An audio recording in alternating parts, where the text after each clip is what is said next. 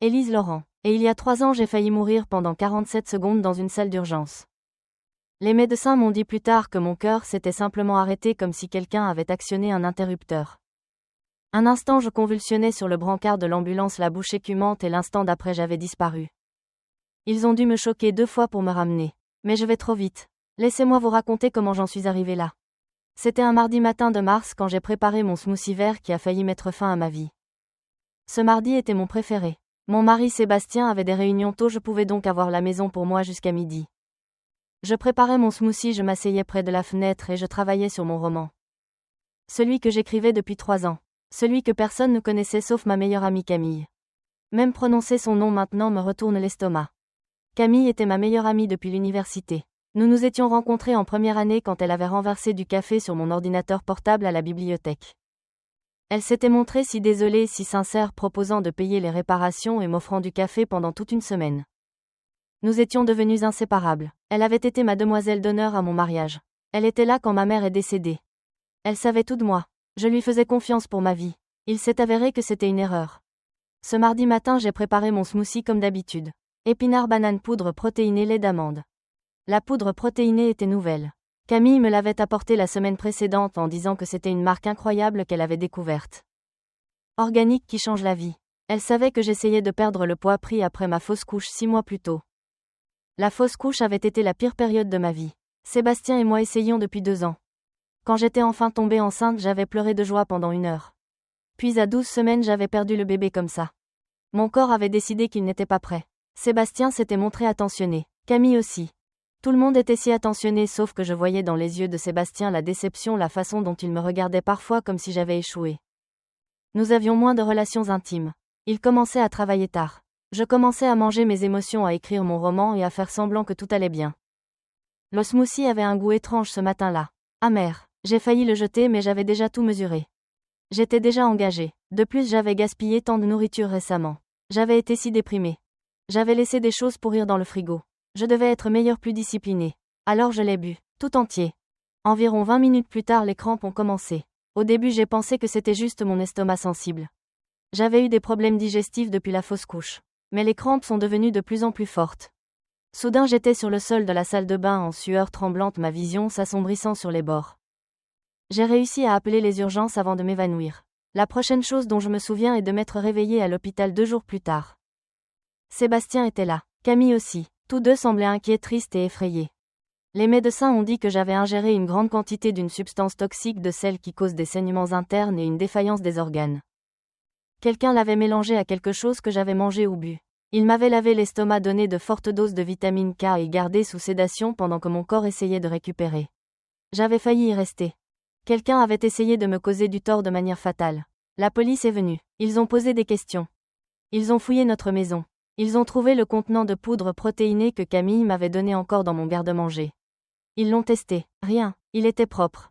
Ils ont interrogé Sébastien. Ils ont interrogé Camille. Ils ont interrogé mes voisins, mes collègues, tout le monde que je connaissais. Ils n'ont rien trouvé. Aucune preuve. Aucun suspect. Ils ont classé cela comme une tentative de nuire gravement, mais l'affaire est devenue froide en quelques semaines. Tout le monde me disait que c'était probablement un psychopathe aléatoire. Quelqu'un qui avait trafiqué des produits au magasin. Une tragédie sur 1 million. Mais je savais que ce n'était pas aléatoire. Quelqu'un proche de moi l'avait fait. Quelqu'un qui avait accès à ma maison, ma nourriture, ma vie, quelqu'un qui voulait me voir disparaître. Le problème était que je ne savais pas qui et je ne pouvais rien prouver. Alors je suis rentrée chez moi. J'ai récupéré. J'ai fait une thérapie. J'ai pris les antidépresseurs prescrits par mon médecin. J'ai essayé d'avancer dans ma vie mais je ne pouvais pas arrêter d'y penser. Sébastien est devenu encore plus distant après l'incident. Il disait qu'il était traumatisé d'avoir failli me perdre. Il avait besoin d'espace pour digérer. Il allait plus à la salle de sport, travailler encore plus tard. Quand il était à la maison, il était constamment sur son téléphone. Camille en revanche devenait plus présente. Elle venait presque tous les jours apportant de la nourriture, me tenant compagnie, étant l'amie parfaite. Elle me tenait la main et me disait que tout irait bien, que nous trouverions qui avait fait ça, qu'elle me protégerait toujours. C'était 5 mois après l'incident quand j'ai trouvé le 2e téléphone de Sébastien. Je ne fouinais pas, je le jure. Je faisais la lessive et il est tombé de son sac de sport. Un téléphone Android bon marché du genre qu'on achète dans n'importe quelle supérette, celui que les gens utilisent quand ils ne veulent pas être tracés. Mes mains tremblaient quand je l'ai allumé. Pas de mot de passe. Et ils étaient là. Des centaines de messages, de photos, de vidéos, tous entre Sébastien et Camille. La liaison durait depuis plus d'1 an, depuis avant ma fausse couche. Peut-être même que le stress de l'infidélité de Sébastien avait causé la fausse couche. Cette pensée m'a rendue physiquement malade. Mais ça empirait. J'ai trouvé des messages de la semaine avant l'incident. Sébastien se plaignant de moi, de combien j'étais devenue déprimée. Comment il ne pouvait pas partir à cause de mon état mental. Cela paraîtrait mal. Comment il souhaitait qu'il y ait une issue. Et la réponse de Camille, et s'il y en avait une? Je suis restée assise sur le sol de la salle de bain pendant 3 heures à tout lire. Les messages, les plans, les discussions sur ma police d'assurance vie. 250 000 $. Pas une fortune, mais assez. Assez pour recommencer. Ils avaient été prudents. Dans les vrais messages sur la substance, ils utilisaient un langage vague. La solution? S'occuper du problème. Rien de directement incriminant, mais l'implication était claire comme le jour. Camille avait mis la substance toxique dans la poudre protéinée. Puis elle l'avait remplacée par un contenant propre avant que la police ne le trouve. Elle avait failli causer ma faim. Et Sébastien le savait. Peut-être même avait-il aidé à planifier. Les 2 personnes que j'aimais le plus au monde avaient essayé de me causer du tort de manière fatale. J'aurais dû aller à la police tout de suite, leur montrer le téléphone, mais je savais que ce ne serait pas suffisant. Les messages étaient vagues. Un bon avocat les démontrait. Et Sébastien et Camille sauraient que j'avais découvert. Ils seraient plus prudents. Peut-être réessayeraient-ils. Non, je devais être plus intelligente. Je devais les détruire de la façon dont ils avaient essayé de me détruire. Alors j'ai copié tout du téléphone. Chaque message, chaque photo, chaque vidéo. Je l'ai mis sur une clé USB et l'ai caché dans l'ancienne boîte à bijoux de ma mère. Puis j'ai remis le téléphone exactement où je l'avais trouvé, dans le sac de sport de Sébastien. Et j'ai commencé à planifier. La première chose que j'ai faite a été de voir un avocat sans le dire à Sébastien. Je voulais comprendre mes options pour le divorce. Il s'est avéré que dans cet état, l'infidélité ne compte pas beaucoup pour les accords de divorce. C'est un état sans faute. Mais une tentative de nuire gravement, c'était différent. Si je pouvais prouver que Sébastien était impliqué dans la tentative contre moi, je pouvais tout obtenir. La maison, les économies, son plan d'épargne retraite, tout. Mais j'avais besoin de plus de preuves. La deuxième chose que j'ai faite a été de commencer à faire du sport. J'ai perdu le poids que j'avais pris. J'ai commencé à mieux m'habiller, à me coiffer et à me maquiller. Pas pour Sébastien, pour moi. Parce que je devais me sentir forte. Je devais me sentir moi-même à nouveau. Sébastien l'a remarqué. Il a commencé à faire plus attention à moi, à être affectueux. Je jouais le jeu, le laissant penser que sa femme guérissait, avançait, redevenait elle-même. Pendant ce temps, je les observais. J'ai installé un logiciel de surveillance sur le vrai téléphone de Sébastien pendant qu'il était sous la douche. J'ai piraté l'email de Camille. J'étais prudente, méthodique. Je documentais tout. Et c'est là que j'ai découvert la carrière de Camille. Camille était représentante pharmaceutique. Elle gagnait bien sa vie, elle était dans l'entreprise depuis 8 ans, elle était en lice pour une promotion majeure en directrice régionale. C'était tout ce pourquoi elle avait travaillé. Elle m'en avait parlé 1000 fois, comment cette promotion changerait sa vie. Elle volait aussi pas de l'argent mais des médicaments. J'ai trouvé des emails sur des échantillons de médicaments qui disparaissaient, son manager la questionnant sur des écarts d'inventaire. Camille prenait des médicaments sur ordonnance de son entreprise et les vendait en ligne. Rien de majeur. Quelques anxiolytiques ici, des somnifères là. Assez pour quelques milliers supplémentaires par mois. L'entreprise n'avait pas encore de preuves mais ils enquêtaient. C'était parfait. J'ai passé 2 mois à rassembler des preuves, des captures d'écran, des enregistrements, des documents. J'ai construit un dossier qui enterrerait Camille professionnellement, mais je voulais plus que cela. Je voulais qu'elle ressente ce que j'avais ressenti. La trahison, la confusion, la violation, d'avoir quelqu'un en qui vous avez totalement confiance vous détruire de l'intérieur. Alors je l'ai piégée avec un faux profil. J'ai créé un profil fictif sur une application de rencontre. J'ai utilisé des photos d'un modèle masculin trouvé sur Instagram. Je l'ai appelé Ryan Mitchell. Je l'ai rendu parfait, entrepreneur à succès, récemment divorcé, à la recherche de quelque chose de vrai. J'ai fait en sorte que Ryan swipe sur Camille. Il lui a fallu 3 jours pour matcher avec lui. En 1 semaine, il parlait tous les jours. En 2 semaines, elle l'appelait chérie. En 1 mois, elle était amoureuse. Je connaissais Camille. Je savais comment elle pensait. Je savais ce qu'elle voulait. Un homme réussi mais vulnérable. Quelqu'un qui avait besoin d'elle. Quelqu'un qui la faisait se sentir spéciale. Ryan était tout cela. J'ai passé des heures à rédiger ces messages, les rendant parfaits, vulnérables, juste assez pour être réel, charmant, juste assez pour être irrésistible. J'ai appris des choses sur Camille que je n'avais jamais su, ses insécurités, ses rêves, la façon dont elle se voyait. Elle a dit à Ryan des choses qu'elle ne m'avait jamais dites, sur combien elle avait toujours été jalouse de ma relation avec Sébastien. Comment elle s'était toujours sentie comme un second choix toute sa vie. Comment prendre Sébastien à moi la faisait se sentir puissante pour la première fois. Elle disait qu'elle ne regrettait pas. Elle disait que j'avais été trop faible pour le garder de toute façon. Elle disait que la substance était censée ressembler à ce que j'avais fait à moi-même, que j'avais été si déprimée après la fausse couche que j'avais pris la voie facile. L'assurance aurait quand même payé. Sébastien aurait eu l'argent et personne n'aurait questionné. Elle disait que ce n'était pas personnel. Lire ces messages me donnait envie de vomir, mais j'ai tout sauvegardé. Après 3 mois de relation en ligne, Ryan a suggéré qu'ils se rencontrent en personne. Il serait en ville pour affaires. Dîner dans un bon restaurant du centre. Camille était si excitée. Elle a acheté une nouvelle robe, s'est fait coiffer et a dit à Sébastien qu'elle avait une soirée entre filles. Sébastien d'ailleurs n'avait aucune idée pour Ryan. Camille le trompait lui aussi pendant qu'il me trompait. L'ironie était presque drôle. Je ne me suis pas présentée en tant que Ryan évidemment. J'ai envoyé un message à Camille 1 heure avant le rendez-vous. Ryan disant qu'il était vraiment désolé. Son ex-femme était apparue avec une urgence. Il devait annuler. Il se sentait terriblement mal. Camille était dévastée. Elle est allée au restaurant quand même, s'est assise au bar, a bu 3 martinis et a pleuré. Je le sais parce que j'étais là pas en tant que moi-même. Je portais une perruque, des lunettes, des vêtements différents, assise à l'autre bout du bar, je l'ai regardé s'effondrer. Ça faisait du bien, mais je n'avais pas fini. Au cours du mois suivant, Ryan est devenu plus distant. Il était stressé par le travail. Son ex-femme causait des problèmes. Il n'était pas sûr d'être prêt pour une relation. Tous les signes classiques d'un homme perdant l'intérêt. Camille a paniqué. Elle lui envoyait des paragraphes sur combien elle tenait à lui, comment elle ferait n'importe quoi, comment elle avait besoin de lui. Ryan a commencé à demander des choses. Rien de majeur au début. Pourrait-elle l'aider à comprendre certains médicaments? Il avait un ami avec de l'anxiété. Que recommanderait-elle? Et pour les problèmes de sommeil? Camille, désespérée d'être utile, de garder Ryan intéressé, a commencé à lui dire tout sur les médicaments auxquels elle avait accès, sur comment elle pouvait obtenir ce dont il avait besoin. Ryan disait que son ami paierait bien. Camille disait qu'elle aiderait. Et comme ça, je l'avais sur enregistrement en train d'offrir de vendre illégalement des médicaments sur ordonnance à un inconnu sur Internet.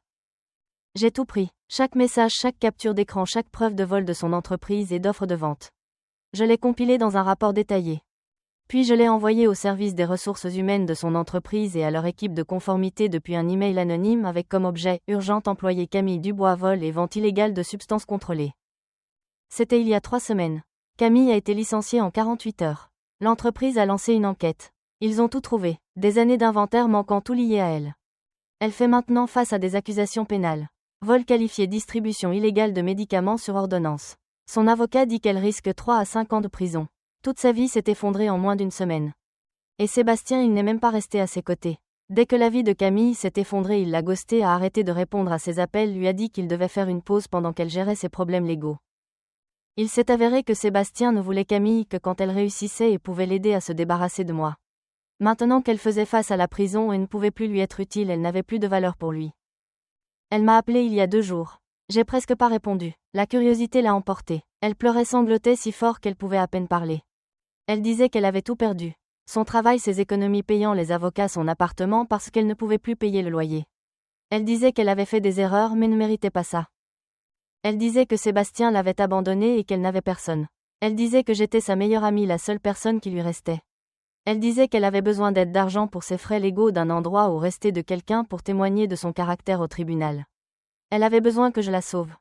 Je l'ai laissée parler pendant 15 minutes. Je l'ai laissée supplier. Je l'ai laissée pleurer. Je l'ai laissée expliquer à quel point elle avait peur, à quel point elle se sentait seule, à quel point les murs se refermaient. Puis j'ai dit très calmement: je sais ce que tu as fait. La ligne est devenue silencieuse. Je sais pour toi et Sébastien. Je sais que tu as mis la substance. Je sais tout. Elle a essayé de nier, bien sûr. Elle disait que j'étais folle, paranoïaque, que l'incident m'avait perturbé l'esprit. Alors je lui ai parlé du 2e téléphone, des messages de Ryan. Ryan n'existe pas, Camille. Je l'ai créé. Chaque message que tu lui as envoyé, chaque secret que tu lui as confié, chaque confession sur ce que tu m'as fait. C'était moi. J'étais Ryan. Je t'ai piégé. Et puis j'ai détruit ta carrière avec les preuves que tu m'as données toi-même. Je n'avais jamais entendu quelqu'un s'effondrer comme Camille l'a fait. Ce n'était pas pleurer. C'était un son animal, comme si son âme se déchirait en deux. Pourquoi? Elle n'arrêtait pas de demander. Pourquoi tu as fait ça? Tu as essayé de me causer du tort de manière fatale, ai-je dit. Tu as couché avec mon mari. Tu m'as volé 1 année de ma vie. Tu m'as fait me sentir folle, paranoïaque et faible. Ça c'est rien comparé à ce que tu m'as fait. Elle a commencé à crier, alors m'insultant, me traitant de monstre. Disant qu'elle dirait à tout le monde ce que j'avais fait. Vas-y, ai-je dit. Dis-leur comment tu t'es fait piéger en avouant une tentative de nuire et de trafic. Je suis sûre que ça ira super bien pour toi au tribunal. Elle a raccroché. Je n'ai plus eu de nouvelles depuis. Quant à Sébastien, j'ai demandé le divorce la semaine dernière. J'ai tout donné à mon avocat. Les messages, les photos, les preuves de la liaison et de la conspiration. L'avocat de Sébastien a appelé hier essayant de négocier. Apparemment Sébastien est prêt à me donner tout si j'accepte de ne pas poursuivre de charges pénales. J'y réfléchis. Une partie de moi veut le voir face aux conséquences, mais une partie de moi veut juste qu'il disparaisse de ma vie. Je veux tout prendre ce qu'il a et avancer. Ma thérapeute dit que j'ai besoin de trouver la clôture, que la vengeance ne me guérira pas, que je dois pardonner et lâcher prise. Mais voici la chose, je ne cherche pas la clôture. Je ne cherche pas la guérison. J'ai passé 6 mois à penser que j'étais folle, à penser que j'étais paranoïaque, à me demander lequel de mes amis ou famille avait essayé de me nuire, sautant aux ombres, terrifié de manger quoi que ce soit que je n'avais pas préparé moi-même, faisant des cauchemars. Ils m'ont fait ça. Ils m'ont fait vivre dans la peur pendant qu'ils planifiaient leur avenir ensemble avec mon argent d'assurance. Alors non, je ne me sens pas coupable de ce que j'ai fait à Camille. Elle s'est détruite elle-même. Je lui ai juste donné la corde. Et Sébastien, il aura ce qu'il mérite aussi. D'une façon ou d'une autre, je vends la maison, je prends l'argent du divorce, je déménage quelque part de nouveau, peut-être ailleurs où je peux recommencer. Je vais finir mon roman, celui que j'écrivais quand ils ont essayé de me nuire. Il parle de trahison, de revanche et d'une femme qui refuse d'être une victime. Je pense qu'il sera un best-seller. Hier, j'ai reçu un message d'un numéro inconnu. S'il te plaît Élise, je t'en supplie. Ils vont m'envoyer en prison. Je ferai n'importe quoi. Aide-moi juste. S'il te plaît, je suis désolée. Je suis tellement désolée Élise. Elle a dû avoir un nouveau téléphone après que j'ai bloqué l'ancien numéro. J'ai fixé ce message longtemps. Une partie de moi voulait répondre, lui dire que désolé n'est pas suffisant. Que désolé ne me rend pas l'année de vie que j'ai perdue ou la sécurité que je ne sentirai plus jamais. Mais je n'ai pas répondu parce que la vérité est que Camille ne veut pas que je lui pardonne. Elle veut que je la sauve. Et ce sont deux choses très différentes. Le pardon est pour les gens qui sont sincèrement repentants, qui prennent la responsabilité de leurs actes, qui font le travail pour changer. Camille veut juste échapper aux conséquences et j'en ai fini d'aider les gens qui ne le méritent pas. Alors j'ai bloqué le nouveau numéro, supprimé le message et suis retournée à ma journée normale. Ce matin j'ai reçu un appel de Sébastien. Nous devons parler, a-t-il dit. Sa voix était différente, tendue, effrayée. De quoi, ai-je demandé. Camille menace de tout dire à la police si tu ne l'aides pas. Elle dit qu'elle n'a plus rien à perdre. Elle nous entraînera tous les deux. Nous, ai-je ri. Il n'y a pas de nous Sébastien. Il y a toi et ta maîtresse qui a essayé de me nuire. Je suis la victime ici. Souviens-toi. Élise, s'il te plaît, pense à ce que tu fais. Si Camille va à la police, ils enquêteront sur tout. Ils découvriront le piège, comment tu l'as manipulé. Ils pourraient t'accuser de quelque chose. Fraude peut-être ou extorsion. Je n'ai extorqué personne. J'ai créé un faux profil de rencontre et elle a volontairement avoué des crimes. Ce n'est pas illégal Sébastien. Tu sais ce qui est illégal ? La conspiration pour causer du tort de manière fatale. Il est resté silencieux un moment. Que veux-tu ? A-t-il finalement demandé. Je veux que tu signes les papiers du divorce. Donne-moi tout. La maison, les économies, ton plan retraite, tout. Et je veux que tu admettes sur dossier que tu savais pour la substance de Camille. Je ne peux pas faire ça. J'irai en prison. Alors je suppose que nous sommes dans une impasse. Sébastien, tu as jusqu'à vendredi pour décider. Signe les papiers et donne-moi tout ou je vais à la police avec toutes les preuves que j'ai. Ton choix. J'ai raccroché avant qu'il puisse répondre. La chose est, je ne sais pas vraiment si je veux Sébastien en prison. Oui, il le mérite. Oui, c'est une personne terrible qui a conspiré pour me nuire pour l'argent d'assurance. Mais la prison coûte aussi de l'argent aux contribuables. Elle encombre le système, prend des ressources pour d'autres cas. Ce que je veux vraiment, c'est que Sébastien souffre comme j'ai souffert. Qu'il perde tout, qu'il se sente impuissant, effrayé et trahi. Et je pense que je peux faire ça sans impliquer le système judiciaire pénal. Voyez, j'ai fait plus de recherches. Sébastien travaille dans la finance. Il est conseiller en gestion de patrimoine dans une grande firme du centre. Le genre de firme qui se soucie profondément de la réputation et de la confiance. J'ai pensé à ce qui arriverait si ses clients apprenaient qu'il avait essayé de nuire à sa femme pour de l'argent. J'ai pensé à des emails anonymes, des posts de blog, des campagnes sur les réseaux sociaux. J'ai pensé à combien il serait dur pour Sébastien de trouver du travail après que tout le monde sache ce qu'il a fait. Ma thérapeute dirait probablement que c'est malsain, que je deviens obsédée. Que la vengeance me consume et m'empêche d'avancer. Mais ce que ma thérapeute ne comprend pas, c'est que je suis déjà morte une fois. Pendant 47 secondes dans cette salle d'urgence, j'avais disparu. Et dans cet espace entre vivre et mourir, quelque chose en moi a changé. Je suis revenue différente, plus dure. Je suis revenue en sachant que la vie est courte et que les gens sont terribles. Et si tu ne te battes pas pour toi-même, personne d'autre ne le fera. Alors c'est ce que je fais. Je me batte. Cela fait 3 jours depuis que j'ai donné l'ultimatum à Sébastien. Il n'a pas appelé, n'a pas signé les papiers, n'a pas répondu à son avocat. Je pense qu'il espère que je clignerai des yeux en premier, que je deviendrai effrayée ou coupable ou fatiguée et prendrai juste un accord de divorce normal et avancerai. Il ne comprend pas que je n'ai rien à perdre. J'ai déjà tout perdu, ce qui importait. Mon mari, ma meilleure amie, mon sentiment de sécurité, ma capacité à faire confiance à quiconque. Vous ne pouvez pas menacer quelqu'un qui est déjà allé au fond. Ce matin, je suis passée devant l'appartement de Camille, celui dont elle a été expulsée. Il y avait un camion de déménagement dehors, des gens portant des cartons, toute sa vie emballée. Je me suis demandé où elle allait. Si elle avait de la famille qui l'accueillerait, si Sébastien interviendrait à la dernière minute pour la sauver, puis je me suis souvenu que Sébastien ne se soucie que de Sébastien. Et je n'ai rien ressenti. Ni satisfaction, ni culpabilité, ni colère, juste rien. Peut-être que c'est la partie la plus effrayante de tout ça. J'étais autrefois quelqu'un qui ressentait les choses profondément, qui pleurait au film et s'inquiétait de blesser les sentiments des gens et voulait que tout le monde m'aime. Maintenant je regarde les ruines de la vie de Camille et je ne ressens rien. Mon téléphone a sonné pendant que j'étais assise dans ma voiture regardant les déménageurs. Numéro inconnu encore. Contre mon meilleur jugement, j'ai répondu. Élise, c'était la voix de Camille, mais à peine. Creuse, brisée. Mon audience de condamnation est la semaine prochaine. Il recommande 4 ans. 4 ans de prison. Élise, s'il te plaît. Je sais que je ne mérite pas ton aide. Je sais ce que j'ai fait était impardonnable, mais je t'en supplie. Si tu témoignes que j'avais des problèmes de santé mentale, que j'avais une crise, ça pourrait réduire ma peine. S'il te plaît, je ne peux pas survivre 4 ans en prison. Tu as essayé de me causer du tort de manière fatale, ai-je dit calmement. Pensais-tu que je pouvais survivre à cette substance? T'en souciais-tu? J'étais différente alors. Sébastien m'a manipulée. Ma voix est sortie tranchante. N'ose pas blâmer Sébastien pour tes choix. Tu es une femme adulte. Tu as décidé de coucher avec mon mari. Tu as décidé de mettre la substance dans ma poudre protéinée. Tu as fait ces choix. Assume-les. Je le fais. Je les assume. C'est pourquoi je demande de la clémence. De la clémence. J'ai presque ri. Où était ma clémence? Où était ta clémence quand je convulsionnais sur le sol de ma salle de bain? Quand mon cœur a arrêté de battre? Quand je me suis réveillée à l'hôpital en me demandant qui me haïssait assez pour essayer de me nuire? Elle pleurait maintenant. Je suis désolée. Je suis tellement désolée. Désolée ne signifie rien, Camille. Désolée est juste un mot que les gens disent quand ils veulent quelque chose. Que puis-je faire? Dis-moi quoi faire pour réparer ça. Il n'y a rien que tu puisses faire. Tu ne peux pas défaire la substance. Tu ne peux pas me rendre l'année de paranoïa et de peur. Tu ne peux pas me faire refaire confiance aux gens. Il n'y a pas de réparation. J'ai raccroché. Mes mains tremblaient. Je me suis rendu compte que je pleurais. Pas pour Camille. Pour moi. Pour la personne que j'étais autrefois. La personne qui croyait aux secondes chances, au pardon et à la bonté fondamentale des gens. Cette personne est morte. Camille l'a tuée. Cette nuit-là, Sébastien est apparu à ma porte. Je l'ai regardé par le Judas. Il avait l'air terrible. Mal rasé, costume froissé, cheveux en désordre. Je n'avais jamais vu Sébastien avoir l'air moins que parfaitement soigné. Je sais que tu es là, Élise. S'il te plaît, laisse-moi entrer. Nous devons parler. J'ai ouvert la porte mais laissé la chaîne. Tu as 2 minutes. Je signerai les papiers. Tu peux avoir tout. La maison, l'argent, tout. Juste s'il te plaît, ne va pas à la police. Pourquoi devrais-je te croire? Tu m'as menti pendant plus d'1 an. Parce que je suis désespérée. Sa voix s'est brisée. Élise, j'ai fait une erreur. Une énorme erreur. Mais je ne veux pas aller en prison. S'il te plaît. Savais-tu que Camille allait mettre la substance? L'as-tu aidé à planifier? Il a regardé ses chaussures. Cela suffisait comme réponse. Sors de ma propriété, Sébastien. Attends, s'il te plaît, je ferai n'importe quoi. N'importe quoi sauf prendre la responsabilité de tes actes. N'importe quoi sauf vraiment affronter les conséquences. Tu veux que je te sauve tout comme Camille. Mais voici la chose, Sébastien. Je ne sauve pas les gens qui ont essayé de me nuire de manière fatale. Je n'ai pas essayé de te nuire. C'était Camille. Tu savais, tu as encouragé. Tu as parlé de mon assurance vie et comment faire ressembler à ce que je l'avais fait moi-même. J'ai les messages, Sébastien. Tous. Son visage est devenu blanc.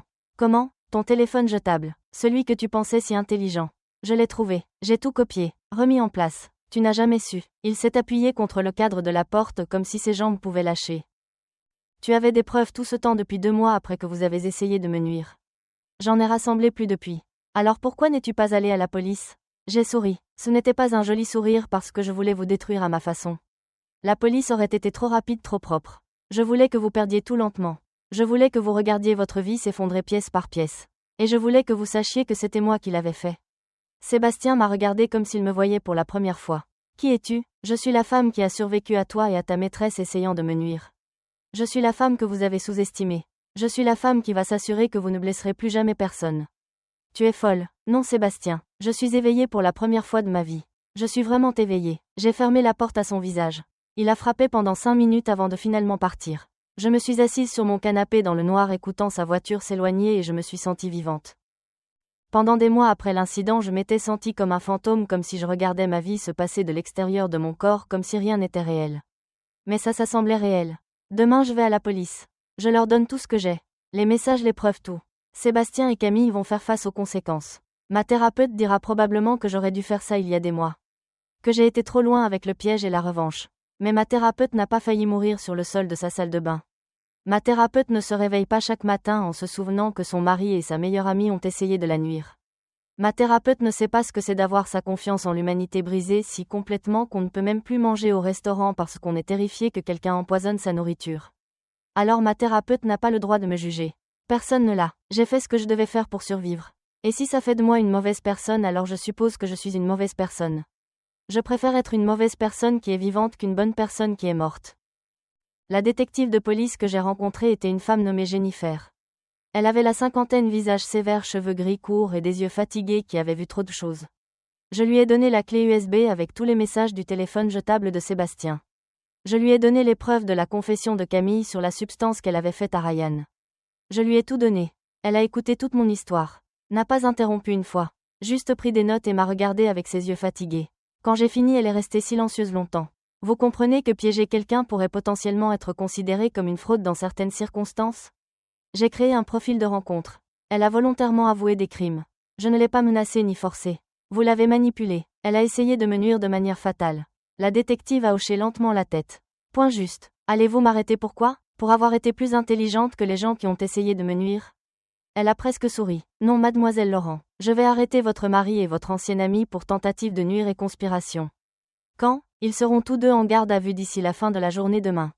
Merci, ne me remerciez pas encore. Ce sera un long processus laid. Vous devrez témoigner, revivre tout. Ils essaieront de vous peindre comme vindicative manipulatrice, peut-être même vous faire passer pour la méchante. Qu'ils essaient. La détective a souri alors. Je vous aime bien, mademoiselle Laurent. La plupart des victimes dans votre situation veulent juste se rouler en boule et se cacher. Vous voulez du sang? Ils ont essayé de me nuire. Pourquoi ne voudrais-je pas du sang? Aucune raison, juste soyez préparés, ça va devenir chaotique. Elle avait raison. Sébastien et Camille ont été arrêtés le lendemain. Ça a fait les nouvelles locales. Conseillers en patrimoine et représentante pharmaceutique arrêtés dans un complot de nuire. L'histoire a explosé en ligne, des fils Reddit, des conversations sur Twitter, des vidéos TikTok. Tout le monde avait une opinion. Certains pensaient que j'étais une héroïne, une survivante qui s'était battue.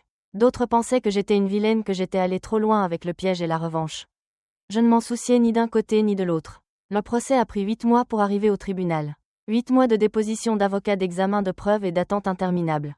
L'avocat de Sébastien a essayé d'argumenter que j'avais piégé Camille, que le faux profil constituait une manipulation illégale et que sa confession devrait être rejetée. Le juge n'était pas d'accord. Il a dit que bien que mes méthodes étaient moralement discutables, elles n'étaient pas illégales. L'avocat de Camille a essayé d'argumenter qu'elle souffrait de graves problèmes de santé mentale. Que Sébastien l'avait manipulée et contrôlée, qu'elle n'était pas dans son état normal. Le procureur a démoli cet argument, a montré au jury les messages où Camille se vantait d'avoir pris Sébastien à moi, où elle m'avait appelé faible et pathétique, où elle avait dit qu'elle ne regrettait pas ce qu'elle avait fait. Le jury a délibéré pendant 6 heures. Sébastien a été reconnu coupable de conspiration pour causer du tort de manière fatale, condamné à 12 ans de prison. Camille a été reconnue coupable de tentative de nuire, condamnée à 15 ans. J'étais dans la salle d'audience quand les verdicts ont été lus. J'ai regardé leur visage à tous deux quand ils ont réalisé que leur vie était finie. Sébastien avait l'air choqué, comme s'il avait vraiment cru qu'il s'en sortirait. Camille avait juste l'air vide, comme s'il n'y avait plus rien en elle. Je n'ai rien ressenti en les regardant emmener menottée. Je pensais que je me sentirais vengée, satisfaite, comme si justice avait été rendue. Mais surtout, je me sentais juste fatiguée.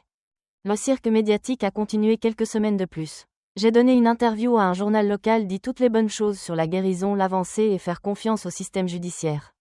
Je ne leur ai pas dit que je vérifie encore ma nourriture de manière obsessive avant de manger, que je ne peux rien boire, que je n'ai pas préparé moi-même, que je me réveille parfois à 3 heures du matin en panique, convaincue que quelqu'un est dans ma maison essayant encore de me nuire. Je ne leur ai pas dit que la revanche n'avait rien guéri. Ça m'avait juste donné quelque chose sur quoi me concentrer au lieu de m'effondrer.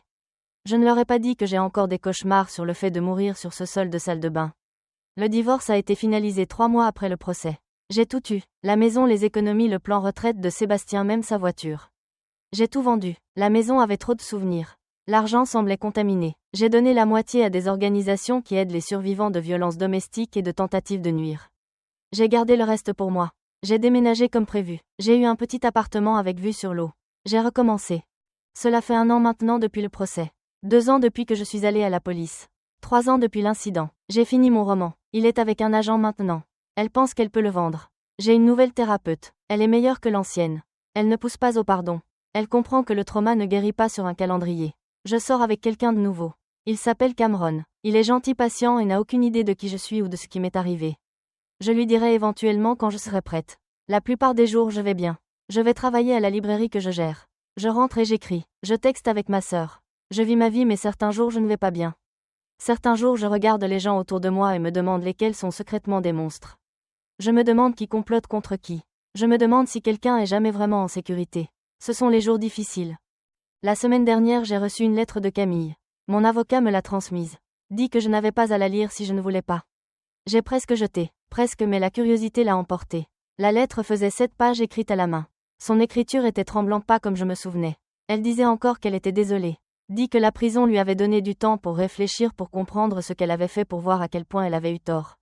Elle disait qu'elle avait été jalouse de moi toute sa vie, que j'avais eu des choses qu'elle voulait, le mariage heureux, la belle maison, la carrière créative, que prendre Sébastien à moi l'avait faite se sentir puissante pour la première fois. Elle disait que la substance était l'idée de Sébastien, qu'il l'avait convaincu que c'était le seul moyen pour qu'ils soient ensemble, qu'il lui avait dit que je n'accepterais jamais le divorce, que mon assurance vie était leur seule option pour un vrai avenir ensemble. Elle disait qu'elle avait été faible, stupide et désespérée d'être aimée. Elle disait qu'elle comprenait si je ne lui pardonnais jamais qu'elle ne méritait pas le pardon. Mais elle voulait que je sache qu'elle pensait à moi chaque jour, à ce qu'elle avait fait, à la personne qu'elle avait été. Elle disait que la prison la changeait, qu'elle suivait une thérapie, prenait des cours, essayait de devenir quelqu'un de meilleur. Elle disait qu'elle espérait que j'étais heureuse, que j'avais trouvé la paix, que je vivais la vie que je méritais. Elle disait qu'elle passerait le reste de sa vie à essayer d'expier ce qu'elle m'avait fait. La lettre se terminait par « Tu étais la meilleure amie que j'ai jamais eue. J'ai détruit ça, j'ai détruit toi, j'ai détruit moi-même. Je suis désolée, ça ne couvre pas mais je suis désolée quand même. J'espère qu'un jour tu pourras penser à moi sans haine. C'est tout ce que je peux espérer maintenant. » J'ai lu cette lettre 3 fois. Puis je l'ai mise dans un tiroir et ne l'ai plus regardée depuis. Je ne sais pas si je la crois. Je ne sais pas si les gens changent vraiment ou si Camille dit juste ce qu'elle pense que je veux entendre. Je ne sais pas si je lui pardonnerai un jour, si le pardon est même quelque chose dont je suis encore capable. Ce que je sais, c'est que j'ai survécu. Sébastien et Camille ont essayé de me nuire et j'ai survécu. Je n'ai pas juste survécu. Je me suis battue. J'ai pris le contrôle. Je les ai fait affronter les conséquences de ce qu'ils avaient fait. Certaines personnes disent que ça me rend aussi mauvaise qu'eux. Que la revanche n'est jamais la réponse. Que j'aurais dû prendre le chemin élevé. Mais ces gens n'ont pas été mis en danger par leur meilleur ami et leur mari. Ces gens ne sont pas morts pendant 47 secondes sur un brancard d'urgence. Ces gens ne savent pas ce que c'est de devoir reconstruire toute sa vie à zéro parce que les personnes que vous aimiez le plus au monde ont essayé de vous l'apprendre, donc ils n'ont pas le droit de me juger. J'ai fait ce que je devais faire et je le referai. Parfois tard la nuit quand je ne peux pas dormir, je pense à ce mardi matin il y a 3 ans en préparant mon smoothie, m'asseyant près de la fenêtre travaillant sur mon roman. Si naïve, si confiante, si complètement inconsciente que je buvais une substance dangereuse. Je pense à la femme que j'étais alors, douce, gentille, croyant le meilleur chez les gens. Cette femme est partie. Elle est morte sur ce sol de salle de bain et quelque chose de plus dur, de plus tranchant, de plus dangereux est né à sa place. Je la manque parfois. La femme que j'étais. La femme qui pouvait faire confiance, aimer et croire aux fins heureuses. Mais je ne la manque pas assez pour la vouloir de retour parce que cette femme a presque causé ma fin. Cette nouvelle version de moi, elle survit et à la fin c'est tout ce qui compte, la survie. Tout le reste n'est que détail. La nuit dernière j'ai fait un rêve. J'étais de retour dans la salle d'urgence regardant mon corps sur le brancard. Les médecins me choquaient essayant de me ramener. Mais dans le rêve je n'avais pas peur. Je décidais si je voulais revenir, si le monde valait la peine d'y revenir. Dans le rêve je voyais 2 chemins. Un où je restais morte, où Sébastien et Camille s'en sortaient, où je devenais juste une autre tragédie, une autre mise en garde, et un où je revenais. Où je me battais, où je les faisais payer. Dans le rêve j'ai choisi de revenir. J'ai choisi la revanche sur la paix. J'ai choisi la survie sur le pardon. J'ai choisi d'être dure au lieu d'être gentille. Je me suis réveillée et je n'étais pas sûre d'avoir fait le bon choix, mais c'est le choix que j'ai fait et je dois vivre avec. Nous devons tous vivre avec nos choix. Sébastien vit avec le sien dans une cellule de prison. Camille vit avec le sien dans un établissement correctionnel pour femmes. Et je vis avec le mien dans un petit appartement, écrivant cette histoire, essayant de donner du sens à ce qui s'est passé, essayant de comprendre qui je suis maintenant, essayant de décider si la femme qui s'est battue était une héroïne ou une vilaine, essayant de décider si ça importe même. Parce qu'au bout du compte je suis encore là, encore en train de respirer, encore en train de vivre. Et Sébastien et Camille ne le sont pas. Pas vraiment. Ils sont des fantômes maintenant. Des ombres de qui ils étaient, juste comme je le suis. Peut-être que nous sommes tous des fantômes. Toutes des ombres. Tous juste des fragments de qui nous pensions être. Peut-être que c'est ce que fait la trahison. Ça tue qui vous étiez et vous force à devenir quelqu'un de nouveau, quelqu'un de plus dur, quelqu'un de plus tranchant, quelqu'un qui survit. Et peut-être que c'est assez. Peut-être que survivre est assez. Peut-être que je n'ai pas besoin d'être l'héroïne ou la vilaine. Peut-être que j'ai juste besoin d'être la femme qui a survécu, la femme qui s'est battue, la femme qui a refusé de les laisser gagner. C'est qui je suis maintenant. Et peut-être qu'un jour je serai en paix avec ça. Mais pas aujourd'hui. Aujourd'hui je suis encore en train de comprendre. Encore en train d'assembler les pièces. Encore en train d'essayer de construire une vie à partir des ruines de l'ancienne. Ce n'est pas facile. Certains jours ça semble impossible, mais je le fais un jour à la fois. Une respiration à la fois. Une histoire à la fois. Et peut-être que c'est tout ce que quiconque peut faire. Survivre et essayer de comprendre ce qui vient ensuite. C'est tout les amis. Merci d'avoir regardé jusqu'à la fin. N'oubliez pas de liker, partager et vous abonner pour soutenir la chaîne. À la prochaine histoire.